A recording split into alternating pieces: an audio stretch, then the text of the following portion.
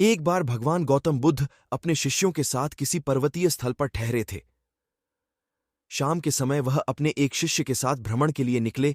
दोनों प्रकृति के मोहक दृश्य का आनंद ले रहे थे। विशाल और मजबूत चट्टान को देख शिष्य के भीतर उत्सुकता जगी।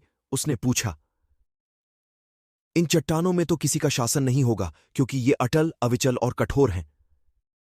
शिष्य की बात सुनकर बुद्ध बोले कि नहीं, इन शक्तिशाली चट्टानों पर भी किसी का शासन है। लोहे के प्रहार से इन चट्टानों के भी टुकड़े टुकड़े हो जाते हैं।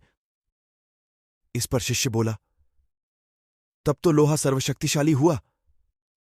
बुद्ध मुस्कुराए और बोले, नहीं, अग्नि अपने ताप से लोहे का रूप परिवर्तित कर सकती है। उन्हें धैर्यपूर्वक सुन रहा शिष्य बोला, इसका मतलब अग्नि सबसे शक्तिवान है। बुद्ध ने फिर उसी भाव से उत्तर दिया, नहीं, जल अग्नि की उष्णता को शीतलता में परिवर्तित कर देता है तथा अग्नि को शांत कर देता है। शिष्य कुछ सोचने लग गया। बुद्ध समझ गए थे कि उसकी जिज्ञासा अब भी पूरी तरह शांत नहीं हुई है। शिष्य ने फिर सवाल किया, आखिर जल पर किसका शासन है? भगवान बुद्ध ने उत्तर दिया, वायु का। वायु का वेग जल की दिशा को बदल देता है।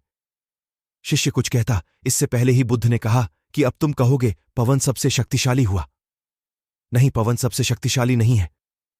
सबसे शक्तिशाली है मनुष्य की संकल्प शक्ति, क्योंकि इसी से पृथ्वी, जल, वायु, अग्नि इत्यादि को नियंत्रित किया जा सकता है।